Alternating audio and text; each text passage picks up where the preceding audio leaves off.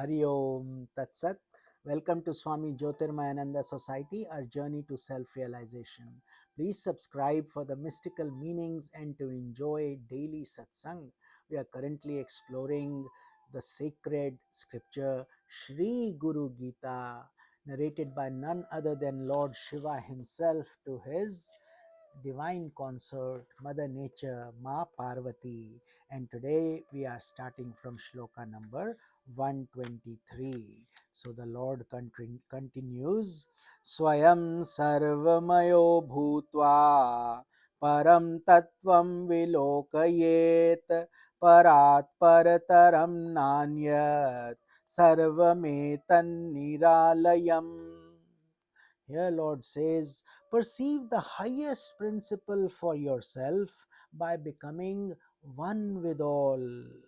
Meaning, you see yourself in everyone. That is the highest principle. No other principle is higher than the highest principle. And a few shlokas ago, we read, God is that principle. He is in everything. He is in a stone, He is in the atom, He is in the mountains, the rivers, the oceans, and in you and me also. All of this illusory world is untrue. So the only thing that's sustaining the appearance and its ability is God's presence, His aura. Otherwise, this body, mind, senses, intellect, ego, everything we see around us is nothing but a mirage. But it will take time for us to comprehend and understand. In the meanwhile, we should live in this world in a practical way, following our duties, observing the required laws, and leading a clean, healthy, and pure life. So, shloka number 124, Lord continues. तस्यावलोकनं प्राप्य सर्वसङ्गविवर्जितः एकाकी निःस्पृहः शान्तं तिष्ठासेत तत्प्रसादतः. After attaining the direct perception of that highest principle through the Guru's grace, Lord Shiva says, Guru's grace. Without the Guru's grace, it will not come. Our ego will not take us there. Our intellect, our long degrees, our success in the world cannot take us there.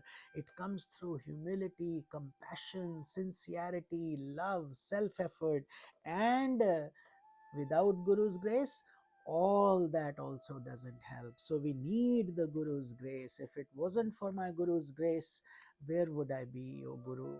O Swami Jyotirmayananda ji, I love you so much. You have changed everything about me.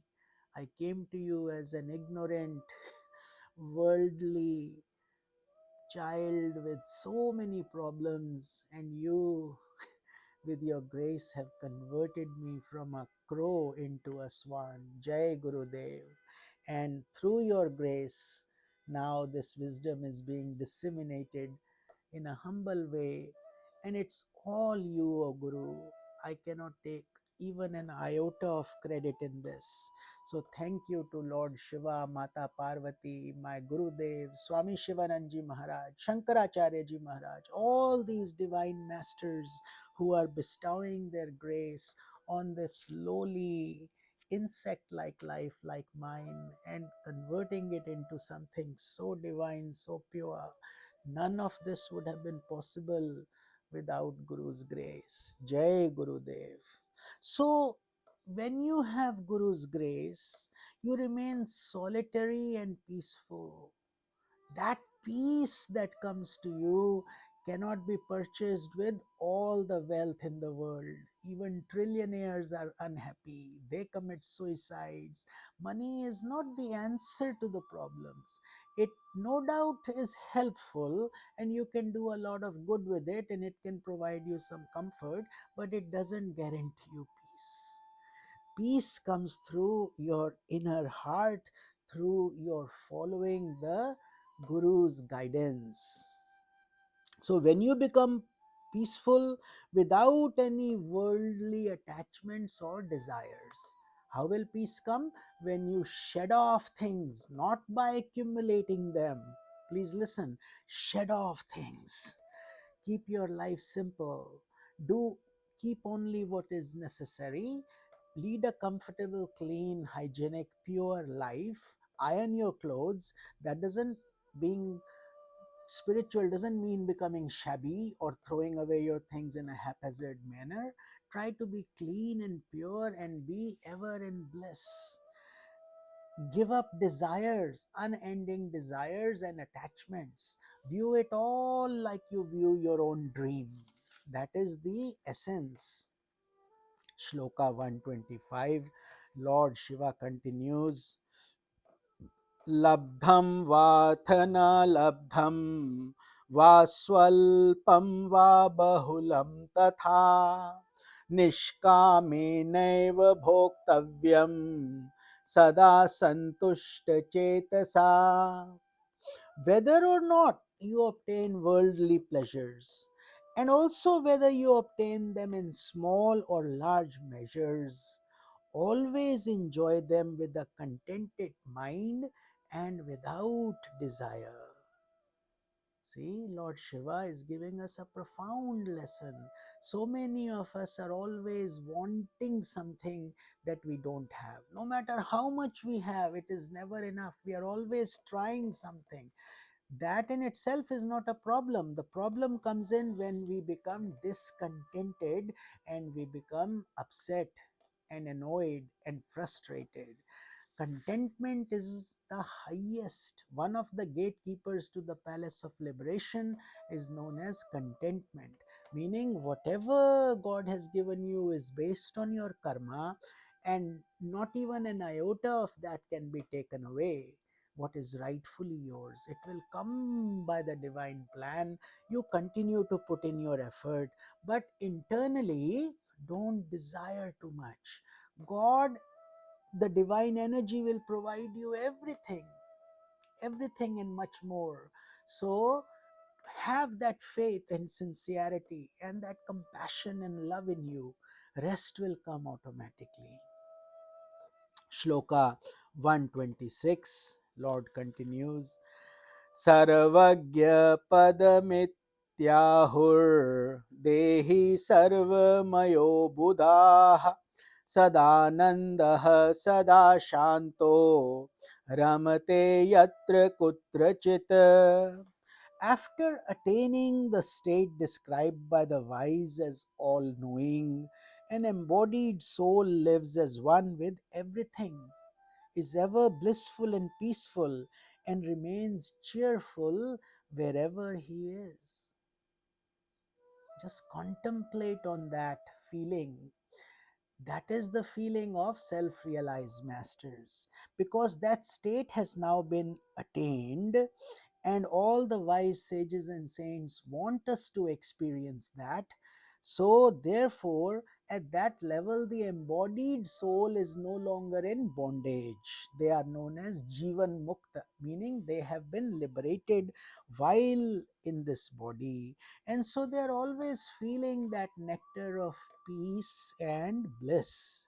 And they are always cheerful in spite of physical, externally looking problems. They may be in a hut, they may not have clothes, they may be even short of food, but what they are facing and experiencing internally does not relate to the body and its petty needs. It is much beyond that. That is the glory of this beautiful shloka, that Lord Shiva is, of course, he is enlightened master, the guru of Guru Dakshina Murti. He is guiding us. So shloka 127, yatraiva tishtathe soapi sadeshah punya bhajanam muktasya lakshanam devi tavagre kathitam maya. O goddess, I have described for you the qualities of a liberated person. Those of you who are serious aspirants and want to know more about how does a liberated man sit, walk, talk, eat, they should study Bhagavad Gita chapter number 2. It is also known as Sankhya Yoga, when Lord Krishna clarifies the doubts of Arjuna, and you start from shloka number 55 to the end, which is shloka number 72.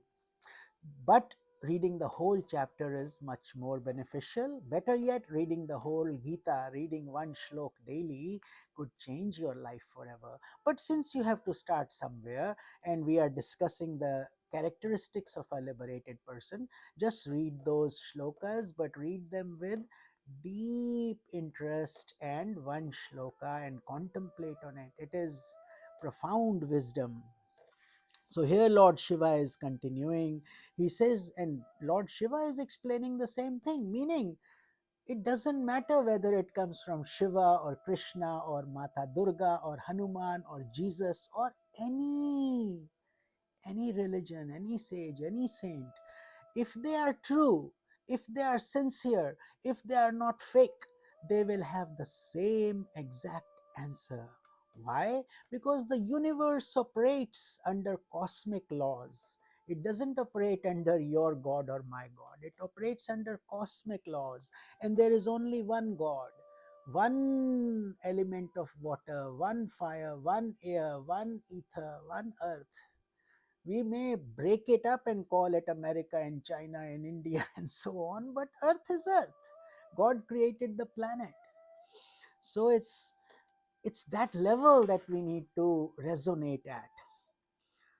That's what Lord is saying.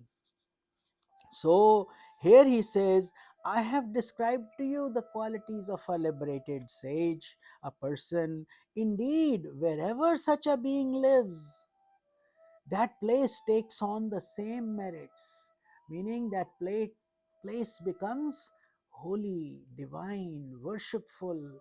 That Guru, by being in his presence, you are being given the whole cosmos in the form of your Guru's body. So you circumambulate him, you have done all the tirthas. Doesn't matter whether you can go to India and do the Ganga or the Kailash mountain or whatever.